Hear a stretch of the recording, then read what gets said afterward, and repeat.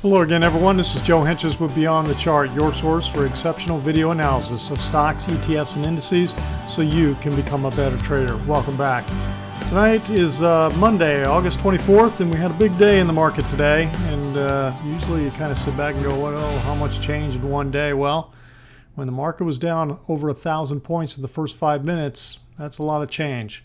So let's start off here with the Shanghai Composite. We're going to look at all the action, the indicators, etc., and then we're going to look at 4 stocks tonight: U.S. Silica, Citrix Systems, Qihu 360, and Lannett Industries, I think it is, LCI.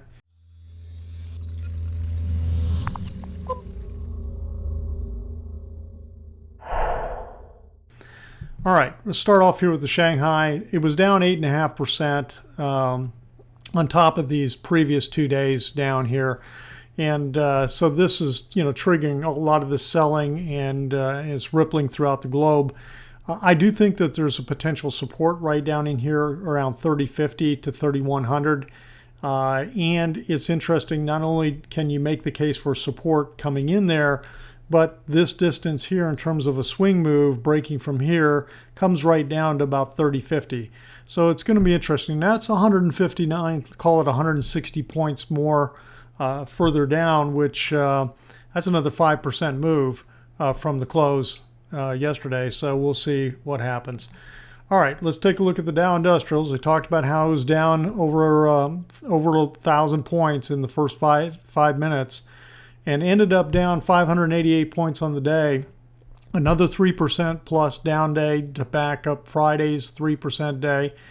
And when Ryan Dietrich puts out some really good statistics and looks at a lot of the historical stuff, and his comment was, the last time we saw a Friday-Monday combo, both down 3%, was October 2008.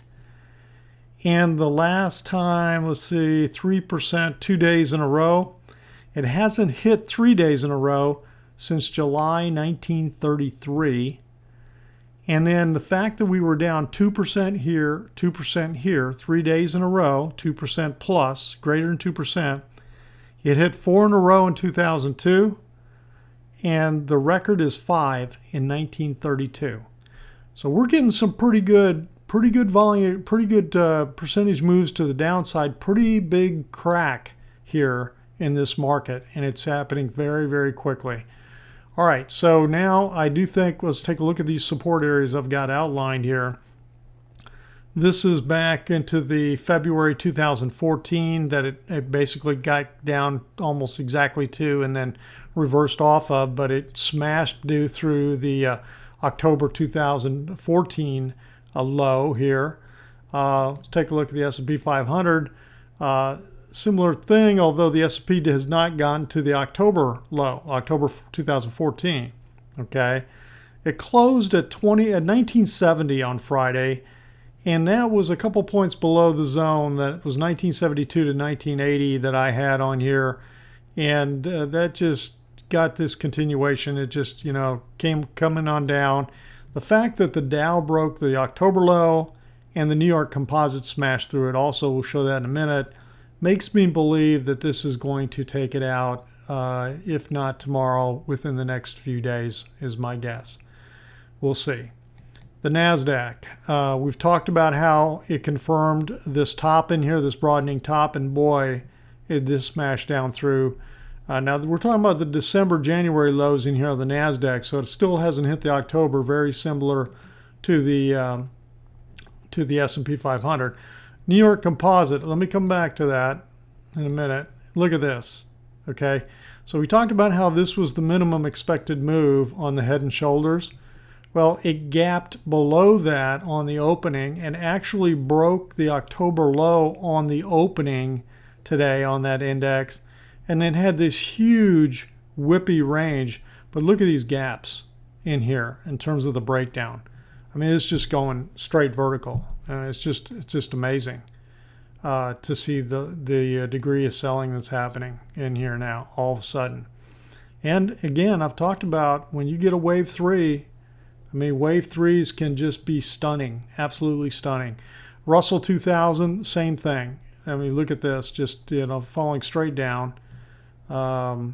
And again, we still got this October low hanging down here. So which ones? So the S&P, the NASDAQ, and the Russell 2000 still have not broken. It's the Dow and the New York Composite. And again, the Dow's narrow, you know, but the 30 stocks, but the New York Composite's a broad indice. So I think that's pretty interesting. Now let's take a look. So we started with Shanghai. Let's take a look at Germany. So what's going on with Germany? German DAX. Similar type thing. Look at this break. And this is a trend line. I think this is the trend line that I've got for the entire bull market rally on the DAX. It's basically the pivot points from 2011 and October 2014. And it's broken that trend line and just smashed through a potential support zone in here on the opening today and on the trading today. Okay, we talked about it. Let's take a look at our indicator, short-term trading index, the trend. Look at the volatility. Oh my gosh. But it didn't close above a 2.0. So I like to see clusters above 2.0, but the 10-day is at 1.51. So we're right up on this threshold. Doesn't mean we have to stop, but we are kind of at an extreme. We're right there. The VIX. Where's the VIX? Boy, did that just go crazy. Look at this move. Remember how this looked so big before? Look at this. We're in here. We're like, wow, okay, yeah, this. And then all of a sudden, boom. Boom. Now, this high up here, 53.29, this broke the high of the flash crash in May 2010. Okay, so let's take a look at these ranges on the VIX. Okay, so this is the highest reading. So you have in perspective, this is the highest reading since back in what is this reading in here? March of 2009, when the stock market was bottoming. I find it really, really interesting that this huge VIX reading above 50 basically occurred in the October through March timeframe. That's in the third wave down, third and fifth, the third wave down and the fifth wave down, actually wave 3 down, I guess I want to call it. And here we are in wave 1, and we're getting this kind of extreme. I think that's what that's what I'm amazed at, and that's what I think is telling me that this is a much stronger wave coming down here, okay? Because this is all in the first wave. And typically, and I said the third wave, I mentioned that in the Dow. Let me go back to that so you're not confused. Okay, I'm looking for 5, here's minute, okay? I'm looking for 5 minute waves to complete their way down, okay? This is a series of 3 waves, that third wave within these very tiny wave structures, okay? Once we get these 5 waves down, that's minor wave 1. Then we're going to get a 2 pullback, and then like minor wave 3 is going to be even more powerful than this stuff. So that's why I'm really amazed at what we're seeing right here in this first minor wave 1 down. That's what I'm talking about. Okay, so we just talked about the VIX. Let's talk about the high-low. You want to see an extreme reading? Minus 1,285. There were 1,285 more new lows than new highs for the day. And look how that is just way down below the minus 500. So yes, it is. It definitely oversold. Pretty oversold. And guess what? That's a lower reading than anything that happened in the 2011 crisis that we sold off. The lowest one there was minus 827. We blew that one away. So again, we're back to readings that was occurring in the third major wave leg down, or let's call it the second leg down. It was the third wave in that move from October of 2007 to March 2009. All this happening here in the fall of 2008, that's when we're getting those readings. We're getting these kind of readings now. Okay, so that's the extreme reading on the net new high, new lows. Remember how I talked about how this wasn't confirming the move to the high side in the market? All right, and then the last one we'll take a look at is the McClellan oscillator. Now this is not showing, I mean, it's definitely showing oversold and pretty deep. Notice how Last time, oh, we got a V bounce off of here, got a V bounce here, got a V bounce here. Nope, we're not bouncing from that level now. We just smashed it on down. And we're at a level, you know, where's the, you got to go, where are we looking at here? Well, the reading is minus 334, I think it is. Yes, minus 334. Okay, so, you know, that did not take out the lows of, actually we had some very low readings in 2012 and in 2011. So the main point is here, yes, we've gone very, very extreme. So we could get a bounce, and I'm actually expecting some bounce. I think we should be getting some chop sideways at least. And let me take a look and see what happened on the put to call. Okay, the equity put to call was 0.87 today. And so the 10-day is 0.79. So we're still on the 10-day moving average. We are still not at an extreme by any means, much less having several days at that kind of extreme readings. So that's pretty interesting. All right, let's take a look at the high yield bond fund real quick. Okay, and the high yield bond fund is confirming and collapsing just like the market is. And let's see where the, now granted you could see the type of bar or candle it was. You know, it really gapped down with the market opening and then rallied back. We'll see what that means or where that goes with a move like that.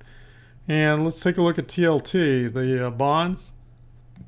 There it is, 20+ year treasury. So a big kind of reversal bar here, gapped up big time, reversed all the way back down, and was just basically almost unchanged, minus 0.06. So not quite sure what to make of that. So pretty much unchanged in terms of that picture, although that's not how it was when it first started. And the dollar sold off big today. Go. There we go. It's continuing this sell-off and this big move down. And now I hit the 233-day moving average in here, and it's actually punched lower than this little. I had ABC retracement in here, so I'm not quite sure what to make of this. What I think is a fourth intermediate wave, but other than the fact that it's continuing to correct, and so. That's telling me that, you know, people are not thinking interest rates are going up, and especially after the market collapsing right now and you know, things that are happening. I mean, I say why interest rates not going up too, because to me, when interest rates are going up, that bolsters and strengthens the dollar. But you know, there's other factors here going on with the currencies based on what everybody else's currencies are doing also. All right, the dollar. Then the last two things: U.S. oil and gold. And of course, oil continued to go down, and I think it closed at $38.24 a barrel on WTI. So this just continues to go right through the floor. Same story. And then the last one is the GLD, gold shares. So this kind of reversed too. This gapped up kind of a little bit on the panic opening of the Dow, and this gapped up, but then it just didn't go anywhere. It just reversed right on back down. Outside down day. Okay, so an outside bar down. We'll see how much that means by tomorrow. Now you notice I have changed put a little count in here because it's possible that we still are working this minute wave 1, 2, 3 down, and that I've got this sub-minute wave 1, 2, 3, and this 4 is a sharp pullback because the 2 was fairly shallow and it was like a flat. And as long as this doesn't overlap the beginning, that's why I put this dotted line.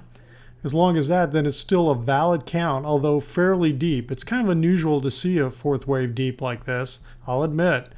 But that's my best scenario for what I see going on, because I don't see any other kind of triangle or anything kind of going on at this point. So that's the count for now, and we'll see how that plays out. All right, let's take a look at the 4 stocks real quick. These U.S. Silica and Citrix Systems and Chio 360 were the 3 biggest percentage movers that had. U.S. Silica was down 17% today in this move, and basically continuing the collapse. And this is just the same story with so many stocks right now. And I think I just talked about US Silicon not too long ago. So, I mean, look at this rounding over the long-term 233-day moving average. Not a good picture. Now, we'll see whether or not, we bounce and get above this point, but I doubt it, and I wouldn't be willing to play it, even if we did. Citrix Systems. Look at this collapse. Can't remember what the percentage move down was, but it was pretty good. And and again, this is happening very quickly, kind of counter trend here, in terms of you're thinking you're in good shape. You're thinking the moving average is moving up, and then all of a sudden, boy, you get this close down below real quick, and bam, you're done. Now let's take a quick look at the trend lines in here. Let's see what, and oh yeah, it's smashing right on down through that pretty well.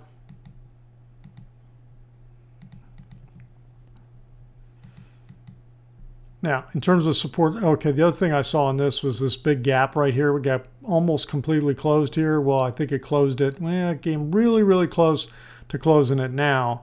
It's right at about 66 is where it closes, and then that's the 233-day moving average in here. So we'll see. I mean, it looks like a bunch of support ought to be coming in here right at 66, and we'll see if that materializes for Citrix Systems. Qihoo 360. Of course, it's going with the Chinese. It's just even getting more of the effect there. This is one that has been in a huge corrective mode. If you've been following 360, you realize, I mean, from up here around 120, and then it all get down to 45. You're thinking that maybe it's going to go, and then it rolls back over again, and here it's breaking down again also. I mean, you could... I think what I'd done earlier was I'd drawn the trend lines like this. I started to draw this trend line, and then this kind of broke it, gapped up big time here, and so I didn't get any follow through here. And so then what you can do is, I looked at this the other day, well then all of a sudden now it almost looks like, I know that there's some news on Qihoo 360, and I think that there's something about, I don't know if this is a CEO or founder or somebody was going to take this private or talking about it, and I think that's why we were starting to get some of these sharp moves up. I'm not sure. I've not been following this stock in terms of any kind of news on it and that type of thing. But this looks kind of consolidated, like a Head and Shoulders consolidation type pattern, and you got this sharp breakdown here. If that is the case, then we're talking about a move that's going to go down a ways here. Let me look. Okay, a lot of times consolidation Head and Shoulders aren't quite as accurate the movement as tops and bottoms are. So, we'll see if it continues to move down and break through here. But if he does the classic measurement in here, we may go as far as down to 38. So we'll see whether or not that plays out. All right, the last stock tonight is Lannett. And this was a request. I had not looked at this stock before. I don't even know what they do. I didn't check or Google them or anything.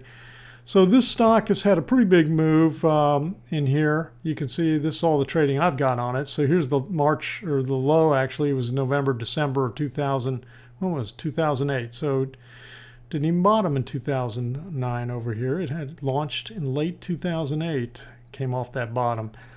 1, 2, pretty sharp 3, and then we're getting this choppy overlap move up in here. Not quite sure what to make of that. But the big thing that I'm seeing is the fact that this trend line, since, basically for the last year and a half, a little over a year and a half, has basically been smashed here in August. Okay, we're breaking down through that pretty hard. So that looks to me like that intermediate trend is done. Now, when I look at support, this is where I look at potential support coming in based on where some previous support came in. So I think we're talking 39 to like 40 and a half type of range, which is quite a ways lower yet from where it is right now, close to $46.14. But it's rolling over, so we'll see. I mean, you got to look and see. Now there is a lot of choppy trading in here, spiky trading, so maybe that will provide some of that support. But this is where I've identified something, and we'll see how far down that goes. But that's the picture on Lynette. So that's it for tonight. Boy, a lot longer than I meant to go. But we had a lot to talk about today and a lot of action in the market. And there's a lot of stuff going on. So, all right, as a reminder, the website is moving to a membership site probably by either tomorrow night or Wednesday morning. And you'll see that new posts and new material are going to start being protected for members only. You'll have an invite out. I'll be sending out emails to the folks who have been following me, and you'll have a place to hit the join page, take a look at the join page where I talk all about it, and you'll have an opportunity to join me. It's on a month-to-month basis, no long-term commitments, that kind of thing. So I'll let you take a look at all of that material and talk about the things that I've added and what we're adding to the membership site. So I think you'll find it very, very interesting. And if you like what I've been doing in these videos, I expect to continue seeing a lot of you right here with me. We will talk to you again on Wednesday night. This has been Joe for Beyond the Chart. Have a great Tuesday, everyone.